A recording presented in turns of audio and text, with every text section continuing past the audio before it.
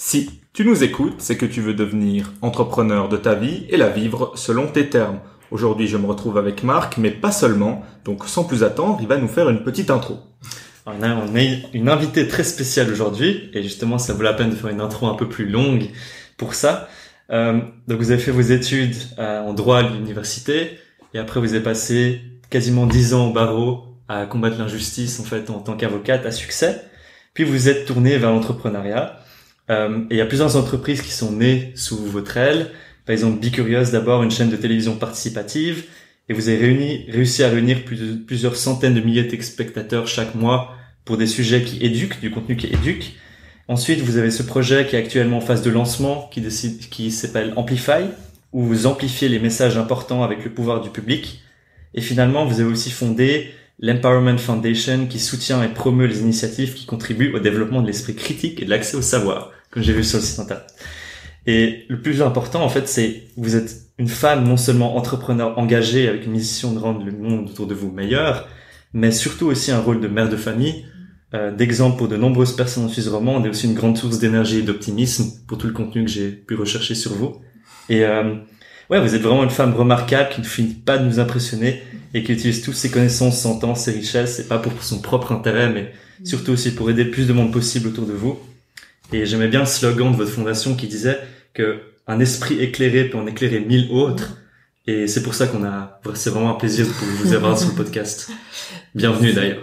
Merci.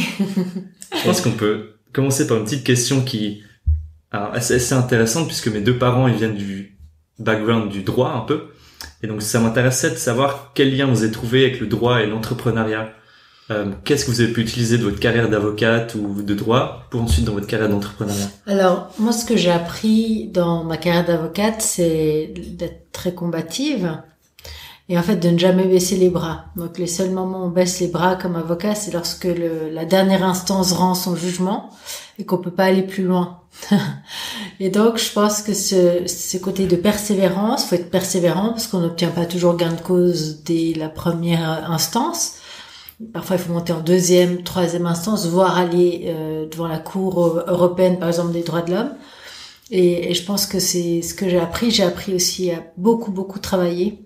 C'est-à-dire, comme avocat, on ne compte vraiment pas ses heures et on abat énormément de travail. Et je pense que ça m'a donné une capacité dans l'entrepreneuriat de ne pas être impressionné par la masse de travail à abattre. Donc, persévérance et, comme les Américains disent, du hard work, ouais. Skills. Ça, c'est super intéressant. C'est justement la thématique de notre prochaine question, puisque le mindset, pour nous, comme on dit des fois avec Marc, your mindset is your best asset, ou en gros, ton état d'esprit, ta mentalité, c'est ta plus grande fortune. Et pour nous, on va chercher notre mindset un petit peu du côté US, comme vous venez de dire, et eux, ils sont plus axés peut-être sur le travail, un petit peu plus sur, ouais, au final, accomplir un petit peu plus que ce qu'on serait censé faire. Et puis, on voit quand même une différence entre le mindset francophone et US. Comment vous prenez le meilleur un petit peu des deux mondes? Parce que il y a pas un mindset qui est juste, mais à mon avis, il y a des principes qui sont à prendre des deux côtés. En fait, moi, j'étais aux États-Unis cet été et il faut savoir qu'il y a une telle concurrence. Je me disais, mais comment est-ce que quelqu'un qui ouvre un restaurant fait pour se faire connaître? Donc, on recevait des flyers parce qu'on est resté plusieurs semaines. On recevait des flyers pour venir commander chez nous tel poulet, etc. Puis en fait, la loi du nombre fait qu'on doit être les meilleurs. On n'a pas le choix si on veut émerger. Et cette exigence de la perfection, qui est liée finalement à un environnement compliqué, on l'a peut-être moins chez nous, parce que chez nous, on a beaucoup plus de confort. On a un revenu moyen par habitant qui est quand même très confortable comparé à la moyenne européenne et mondiale. On a l'accès aux études qui est fort heureusement, et c'est les bons points chez nous, qui est accessible à tout le monde. C'est pas parce qu'on n'a pas fait les meilleures écoles que tout d'un coup on ne peut pas aller à l'uni. Il y a toujours des passerelles. On a la chance d'avoir l'apprentissage chez nous. Mais ça fait que quand on a un peu trop de confort, on s'endort un peu. C'est comme si lorsque vous êtes dans un bain chaud ou si on vous jette dans une cascade d'eau froide, voilà, c'est un peu l'image, je crois que pour illustrer la différence. Aux États-Unis, c'est comme vivre avec un adolescent, quoi. C'est hyper challenging tout le temps. Il va vous poser des questions, il va vous challenger, etc. Vivre en Suisse, c'est comme vivre avec quelqu'un du troisième âge, peut-être qui est plus calme et qui aura plus de sagesse et plus d'enseignement dans ce sens-là. C'est tellement vrai, c'est pour ça qu'on adore les douches froides aussi. Pour bien se réveiller. Voilà. Ouais. Et d'ailleurs, est-ce que vous avez vu parce que vous avez aussi, je pense, un mindset assez US aussi, vous êtes aussi assez inspiré de ce contenu-là. Vous avez vu des difficultés à avoir ce mindset US dans le monde pratique francophone? Comment est-ce que, si vous voyez des gens qui sont un peu contre ça ou bien qui essaient de bloquer un peu ce mindset-là? En fait, moi j'ai le sentiment que chez nous, il faut se fondre dans la masse. C'est-à-dire que si on est un peu visible, si on a la tête qui dépasse un peu, ou c'est pas toujours bien vu. Donc on va pas mal vous challenger, et puis après avec le temps, la persévérance fait que tout d'un coup on gagne du respect. Aux États-Unis, on aime ce qui brille, et tout ce qui brille n'est pas or. Donc il y a ce côté aussi où aux États-Unis, j'ai l'impression que tout est possible. On va dire vas-y, fais-le, et puis si tu réussis, les gens sont hyper admiratifs. Ici, c'est ne le fais pas en fait. On va pas dire vas-y, fais-le. C'est ça la grosse différence entre notre culture et la culture US, c'est-à-dire que là-bas, vous pouvez dire n'importe quoi. Vous pouvez dire je peux lancer une chaîne de télévision. On va dire ouais, vas-y. Quand ici, moi, j'ai décidé de faire cette chaîne de télévision dans un esprit engagé, ça a été vu comme ouais, elle fait un caprice quoi. Elle veut s'amuser, etc. Alors que c'est pas ça. Derrière, il y a vraiment ce côté engagement. Et je pense que ce côté, le fait que l'histoire soit plus récente, que c'est une société plus récente, moins ancrée dans les traditions, on est moins complexé par rapport à entreprendre. Et que aussi par rapport à la culture de l'échec. On dit toujours que l'échec est mal vu chez nous. Je pense que c'est en train d'évoluer, mais voilà, je pense que ça c'est une réalité entre notre société ici et la société américaine. Absolument. Et d'ailleurs, on se demandait qu'est-ce qui était le déclic en fait pour passer de cette carrière d'avocate qui était assez sûre à passer à cette carrière d'entrepreneuriat qui, on sait que c'est tout, mais incertain. La vallée de la mort. Exactement, la vallée de la mort, surtout en Suisse. Oui, parce qu'en plus, moi, j'avais atteint vraiment le niveau que je voulais atteindre comme avocate après. Donc moi, j'ai commencé en 2001 le barreau, enfin mon stage d'avocat, et puis jusqu'en 2014, j'avais mon étude d'avocat. Et en plus, ultra spécialisée dans tout ce qui était droit des télécommunications, droit de l'environnement, droit de la construction. Donc, j'avais vraiment un créneau très, très... niche. Voilà. Et donc, j'avais une très belle clientèle. Mais par hasard, j'ai été amenée à faire de la télévision. J'ai eu une émission, en fait, qui s'appelait Le droit chemin, où j'expliquais le droit au public. Et en fait, j'ai eu une sorte de déclic en me disant mais c'est hyper puissant parce qu'on peut utiliser le pouvoir de la distribution, le pouvoir des médias, mais pour essayer de justement faire comprendre au public les enjeux, parce qu'on est un peu perdu dans cette société où on a trop d'informations puis on sait plus dans le fond dissocier le vrai du faux. Et à l'époque on parlait pas de fake news encore. Et dans le fond c'était un peu ça, c'était de dire pourquoi ne pas utiliser ce pouvoir-là pour que les gens sachent, dans le fond, quels sont leurs droits avant de se retrouver dans des situations inextricables et ensuite de pouvoir exercer leurs bons droits ou bien prendre les décisions en toute connaissance de cause. Et c'est vraiment ce qui, moi, m'anime.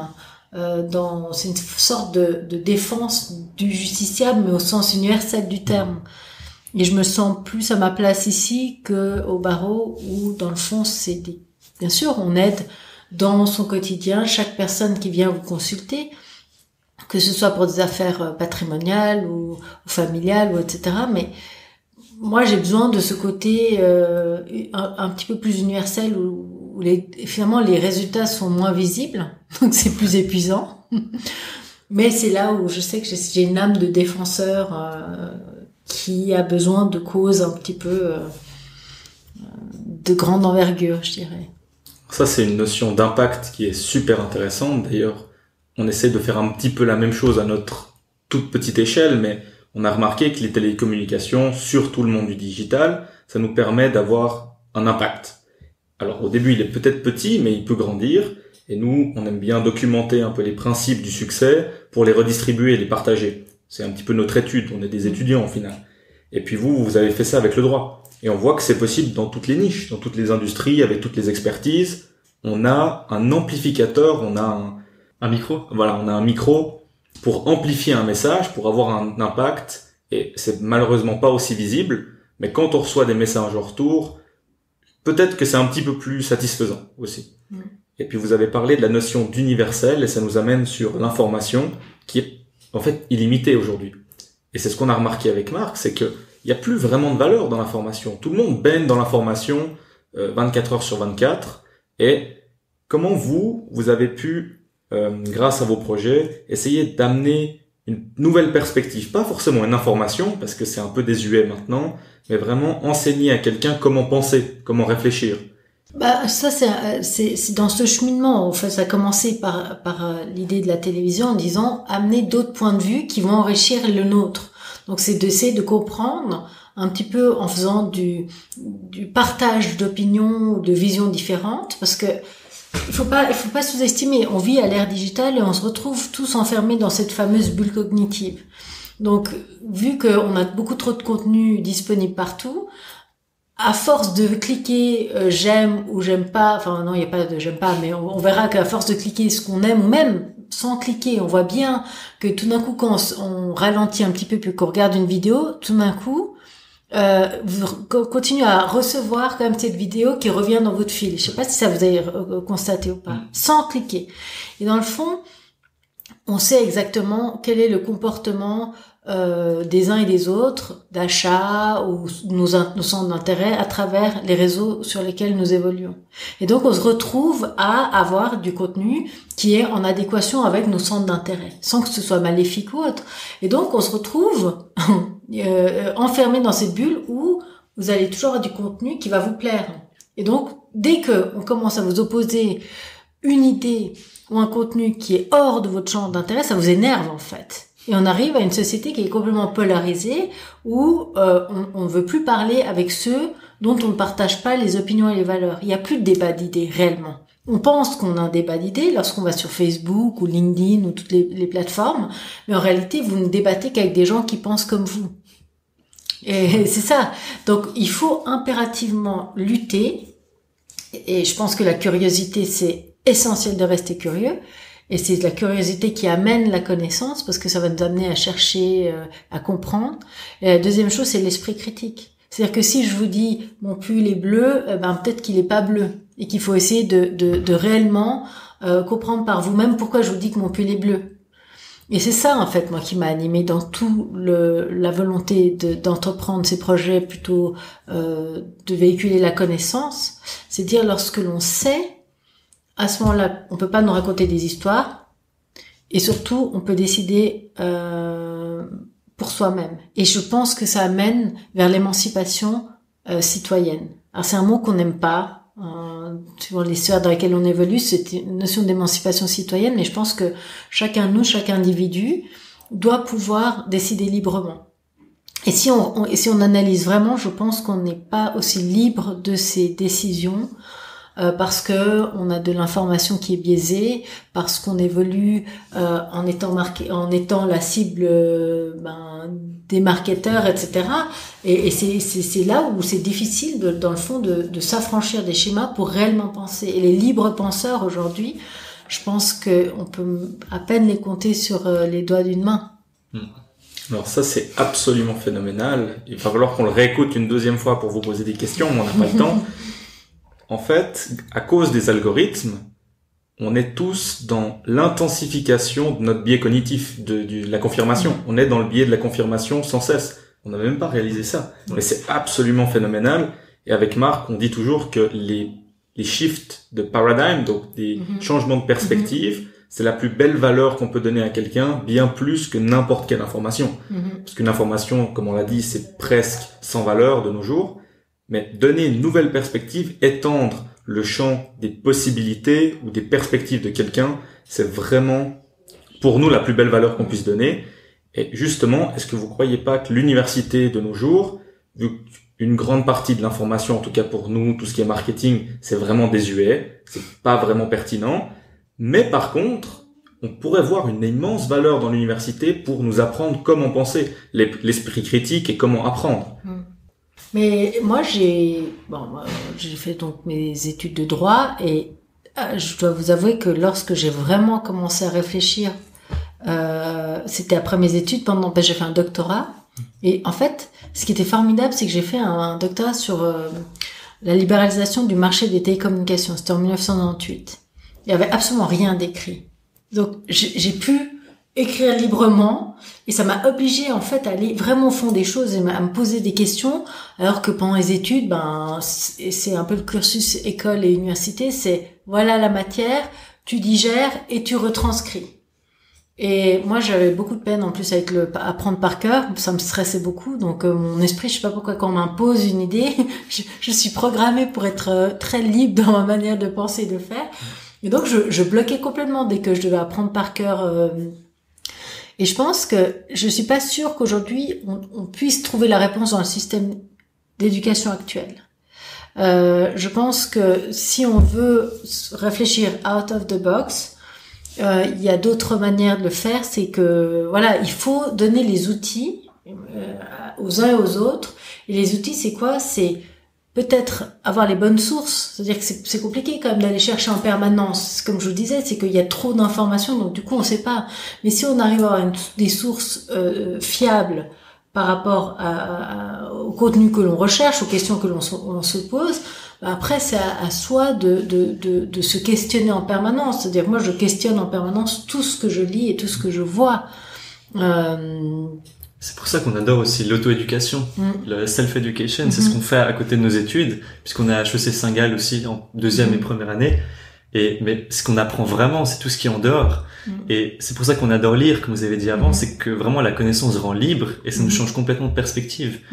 Et justement, ça nous intéressait, comment est-ce que vous êtes auto-éduqué à l'entrepreneuriat, puisqu'on sait que c'est quelque chose qu'on peut pas vraiment apprendre en cours.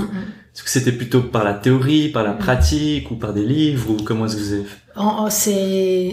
On n'a pas d'autre choix que de faire et on apprend en faisant. Parce que moi, il faut savoir que même comme avocat, on est quand même entrepreneur parce que moi, j'ai toujours été indépendante, j'ai jamais reçu de salaire, donc j'ai dû développer mon étude d'avocat. Et en plus, comme femme, c'était très compliqué parce que souvent, en tout cas à l'époque où moi j'ai commencé le barreau, c'était une femme, donc tu vas faire plutôt du droit du divorce. En gros. Et du coup, toutes les affaires qu'on me référait, c'était que dans du droit de la famille, etc.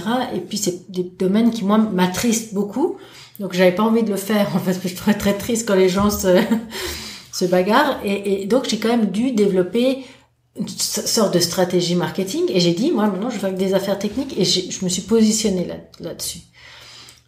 Donc, l'entrepreneur, j'ai déjà appris, comme avocate. Mais ensuite, le monde des affaires, c'est encore autre chose. C'est-à-dire que c'est un autre monde, c'est encore plus un monde de requins que, finalement, je me disais, entre avocats, même si on est un peu dur, etc., il y a quand même des règles de déontologie très fortes qui fait qu'on peut pas se faire de sales coups. Dans le monde des affaires, il y a moins cette déontologie. J'allais pas dire il y en a pas, mais il y en a beaucoup moins. Et donc, il faut aiguiser un autre sens. Et ce que moi j'ai appris, c'est à aiguiser le sens d'écouter cette petite voix en fait qui est l'intuition et de se dire est-ce que ce que je suis en train de faire c'est juste ou pas juste. Mais en fait j'ai fait plein d'erreurs, j'ai accumulé toutes les erreurs possibles, mais qui étaient que j'ai été trop scolaire dans ma manière de faire. Donc en fait j'ai voulu tout bien faire en me disant voilà je vais faire ci, je vais faire ça parce qu'on m'a dit que, et en fait j'ai pas écouté ma petite voix intérieure qui m'aurait peut-être mieux guidée. Et donc, je suis pas sûre que de suivre les manuels d'enseignement qu'on doit vous enseigner là à l'Uni va vous donner les bonnes clés. Je pense que Oui, je pense que moi, si je dois donner un conseil à des entrepreneurs, c'est d'abord, il faut s'entourer des meilleurs. Et les meilleurs, on est parfois ébloui, comme je disais tout à l'heure, on est parfois ébloui par ceux qui semblent briller. Mais c'est pas ça. Les meilleurs, c'est les gens qui partagent les mêmes valeurs que vous et qui ont les capacités de vous amener ensemble. C'est vraiment un partenariat. Il n'y a pas toujours un qui doit tirer l'autre et puis tout le monde suit. Même si on a du leadership, c'est quand même du leadership partagé où dans le fond, il faut toujours qu'il y ait un échange entre les différents protagonistes. J'adore parce que ça lance vraiment deux sujets dont on voulait absolument parler, c'était la connaissance de soi, donc self-awareness, et puis aussi justement ce fait de s'entourer des bonnes personnes. Je pense qu'on peut peut-être commencer par celui-là, parce qu'on entend souvent la citation un peu, vous êtes la moyenne des 5 personnes qui vous entourent, et on a trouvé ça vraiment, vraiment véridique en fait. On a vu rien que notre duo un peu, ça nous a appris tellement pendant une année, de se challenger les uns les autres, enfin l'un l'autre. Et justement, on voulait savoir comment est-ce que vous avez mis ça un peu en pratique ou quelle technique vous avez utilisée pour vous entourer de personnes qui sont inspirantes, qui sont motivées pour progresser ensemble, ou bien même lâcher les personnes qui peut-être sont pas forcément dans le même état d'esprit. En fait, les deux aspects que vous voulez traiter sont à mon avis intimement liés. Moi, ce que j'ai compris, c'est que à un moment donné, on évolue avec un certain nombre de schémas qu'on nous a inculqués, ce qu'on appelle les croyances. Et à un moment donné dans sa vie, les crises, vous en aurez certainement, on a tous des crises, ça commence à l'enfance, à l'adolescence, et puis à la cinquantaine, et puis j'en sais rien, on a des crises tout le temps. Et ces crises-là nous permettent de mieux se connaître. Et une meilleure connaissance de soi amène à identifier les valeurs qui sont les moteurs, en fait, de votre vie. Et les valeurs, c'est non négociable, c'est cette fameuse petite voix qui fait que tout d'un coup, ça bloque. Et sur lesquels on peut pas. Donc moi, je vous donne concrètement l'exemple. Moi, je sais que je ne supporte pas l'injustice, mais c'est vraiment viscéral. C'est-à-dire que ça me rend malade, même de traiter de manière inégale 2 enfants. Donc j'ai vraiment ce besoin de justice absolue qui fait que au barreau, lorsque j'étais avocate, j'avais de la peine à être confrontée à la justice de l'homme, mais que je ne dénonce pas. C'est la justice de l'homme. Elle n'est pas parfaite parce qu'elle représente une certaine vision peut-être biaisée d'une situation donnée. Et donc moi j'avais beaucoup de peine avec ça. Donc c'est ce qui m'a amené à aller vers cette justice universelle dont je vous ai parlé tout à l'heure. Et la deuxième valeur que j'ai identifiée, c'est que je suis hyper indépendante. Donc je ne supporte pas les hiérarchies, j'ai beaucoup de peine, j'ai jamais travaillé dans une structure hiérarchisée. Et même dans ma manière d'interagir avec les gens avec lesquels je travaille, je mets beaucoup de confiance et donc c'est plutôt horizontal que vertical. Et donc ces valeurs-là vous amènent à une fois que vous les connaissez, vous êtes mieux à même de prendre les décisions. Mais il y a 10 ans, j'étais incapable de vous tenir le même discours. Et ce n'est que la vie qui vous amène par des épreuves ou par des expériences à définir les valeurs qui doivent être finalement les guides de votre destinée. Et ça, c'est que je pense l'expérience et on l'apprend avec le temps. Et on s'écoute en soi-même, ça peut aussi nous guider aux bonnes personnes justement qui pourraient nous entourer. Exactement, parce que dans le fond, quand vous êtes en accord avec vous-même, vous attirez du coup des personnes qui sont sur le même mode vibratoire que vous. Quand vous êtes affaibli, vous attirez tout à coup des gens qui vont pas toujours être bienveillants avec vous et qui vont vous amener à prendre des décisions ou à entreprendre des choses qui sont pas forcément dans votre intérêt. Lorsque vous êtes en accord avec vous-même, que vous êtes ancré, les 2 pieds sur le sol, à ce moment-là, du coup, on rentre dans une autre dynamique. Mais ça, c'est toutes des choses qui sont... C'est même pas une question de croyance ou pas de croyance. Je veux dire, c'est vraiment la loi de l'énergie. Et moi, j'y crois vraiment parce que je l'ai vérifié. C'est justement un principe que nous, on a appelé l'authenticité. Après, ça peut être nommé autrement, mais souvent dans les interviews, soit dans notre étude, soit les interviews qu'on a faites, on remarquait que les gens étaient toujours en train de montrer leur vraie version d'eux-mêmes, et c'est grâce à ça qu'ils pouvaient attirer les gens qui étaient les plus pertinents pour leur vision, et peut-être repousser un petit peu plus loin ceux qui n'étaient pas en accord avec eux. Donc c'est peut-être de ça qu'on parle maintenant, mais vous avez une meilleure formulation enfin, en tout cas, plus développé que nous à ce niveau-là. J'adore aussi le côté énergie, parce qu'il y a beaucoup de gens qui se demandent c'est quoi ma mission un peu sur Terre, etc. En fait, je pense que nos passions, si on se pose trop la question, on n'arrivera pas à la trouver. C'est juste le fait de chasser l'énergie, chasser qu'est-ce qui nous donne de l'énergie, et enlever les choses qui nous prennent de l'énergie. Exactement. En fait, il faut être beaucoup. C'est pas une question d'être égoïste ou égocentré, etc. Mais il faut être bien avec soi-même. Et ça demande d'accepter de se remettre en question. Ça demande de l'humilité. Alors ça, c'est ce que j'ai appris avec le barreau, c'est être humble. Parce que vous ramassez tout le temps. Hein. Je vous dis, vous gagnez pas tout le temps vos cas. Et d'avoir de l'humilité, puis de dire, par exemple, là, j'y arrive pas. Ou là, je suis triste, ou je suis épuisée. Ou en fait, faut pas avoir peur de montrer parfois ses faiblesses. Tout en sachant que il faut non plus faire attention que ce soit pas une sorte de porte ouverte pour que les personnes mal intentionnées en profitent. Donc cette bonne connaissance de soi, c'est absolument essentiel à mon avis pour évoluer de manière sereine et dans les affaires. Et dans le fond, avoir une vie professionnelle épanouie dépend, à mon avis, en grande partie de l'épanouissement personnel privé et familial. Il faut pas, et c'est pour ça que souvent on voit des grands chefs d'entreprise qui finissent en dépression parce qu'ils laissent complètement tomber finalement cet équilibre familial. Mais c'est essentiel, c'est un tout. On peut pas, sinon le moteur au bout d'un moment il explose. Ça c'est très intéressant aussi puisque depuis le début de notre projet, on essayait toujours de distinguer développement personnel et puis entrepreneuriat, business, puisque c'est les deux sources de lecture et d'études principales qu'on a. Et on n'y arrive pas. On n'arrive simplement pas à différencier les deux, parce que si on étudie des gens qui ont beaucoup de succès, ils font les deux en même temps, il n'y a juste aucune autre possibilité. Est-ce que vous avez des pratiques à ce niveau-là, peut-être de votre côté, plus développement personnel, qui, grâce justement à les bénéfices que vous en retirez, vous pouvez être plus hautement performante, comme on pourrait dire, dans le business? Je pense que ce qui m'a aussi aidé ces derniers mois, je dirais, j'ai travaillé avec une coach qui m'a un petit peu parce qu'on n'a jamais forcément une bonne image de soi ou une image juste. Donc quand je dis dans ce cheminement pour bien se connaître, c'est quand même très difficile de se connaître tout seul. Donc c'est important d'avoir quelqu'un qui vous confronte et avec elle on a travaillé là-dessus en fait, sur bien définir quel type de leadership et puis quel type de développement d'affaires je voulais mettre en avant.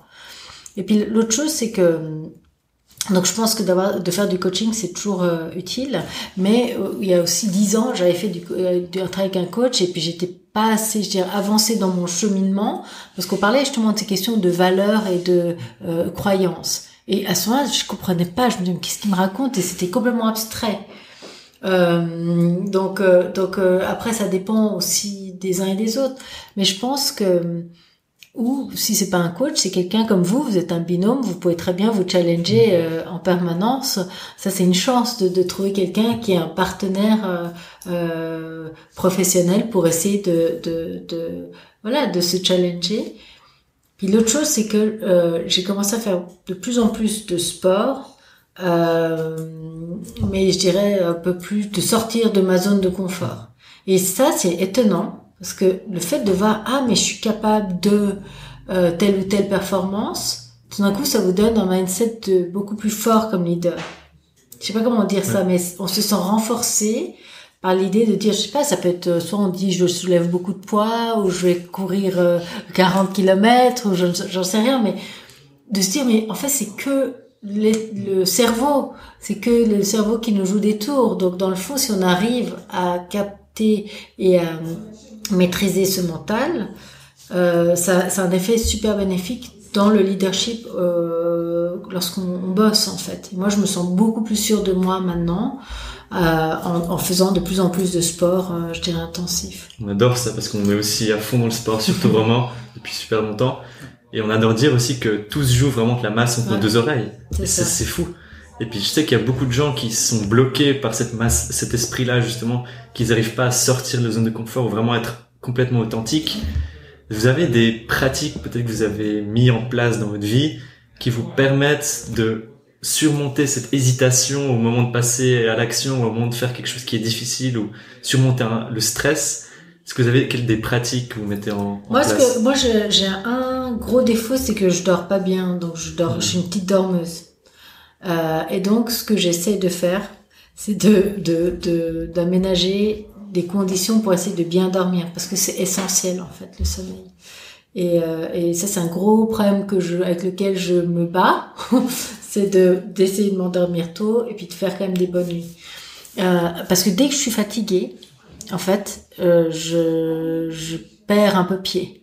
Donc, j'arrive plus à prendre les décisions. Je suis un petit peu, voilà. Et ça, c'est pas bien.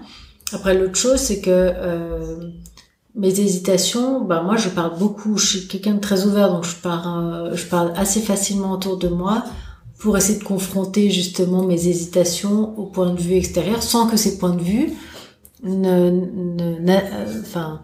annulent mon propre libre arbitre. Donc ça, c'est aussi, je dirais, les deux choses qui m'aident à bien avancer. Alors là, je vois qu'on arrive gentiment au bout. On a à peu près 10 minutes pour clore l'interview. On va poser déjà une question pour savoir où est-ce que notre audience peut le plus facilement vous trouver en ligne, trouver votre contenu ou vos sites internet. Alors moi, je suis pas mal active sur LinkedIn, mais j'ai aussi un site, mais que j'anime pas beaucoup, qui est sous mon nom en fait, leiladelarive.com. Et puis il y a le site de la fondation. Empowerment.foundation.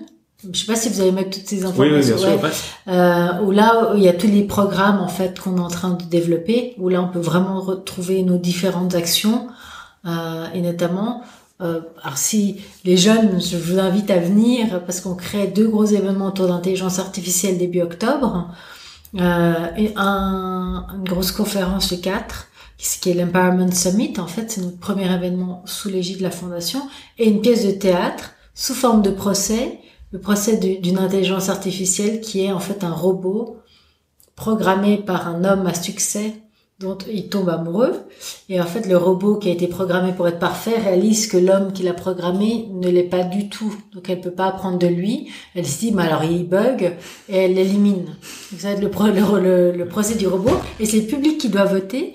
Donc ça, vraiment, j'aimerais bien que la jeunesse, voilà, c'est vous qui êtes la relève demain. Donc c'est vous qui devez pouvoir comprendre ces questions essentielles et puis être nos guides dans quelques temps. Même maintenant, déjà, on apprend beaucoup en confrontant avec toutes les générations.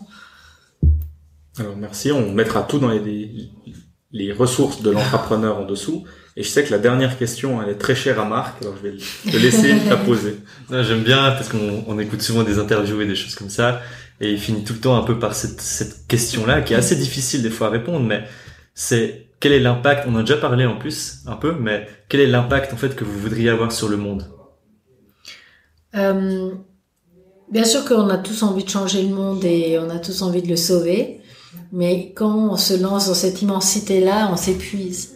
Donc, moi, je crois très fort, et ça fait peut-être un peu cliché, mais dans ce que Gandhi a dit, c'est soyez le changement que vous voulez voir et incarnez-le. En fait, il faut déjà commencer par s'éduquer et se changer soi-même avant de vouloir forcément le faire sur les autres. Et je pense que en étant soi-même en accord avec qui on est et nos valeurs, on peut devenir un modèle et donc inspirer d'autres. Et c'est pas forcément de chercher à convaincre par l'action, mais c'est en l'incarnant, en fait, cette action. J'adore, c'est exactement ce que je partage aussi. On pourrait continuer pendant des heures, mais oui, je pense qu'on va gentiment terminer. Exactement. En tout cas, merci, c'est très chouette, et puis je trouve que c'est super que vous fassiez ça, donc je vous souhaite beaucoup de succès pour plein de podcasts et plein d'autres choses, et ce que vous allez entreprendre maintenant et dans les années à venir. Merci beaucoup. Merci. Merci beaucoup pour votre temps aussi, dans votre journée chargée. Et puis, nous, on se retrouve dimanche prochain pour un prochain podcast. À dimanche prochain. Et à dimanche prochain.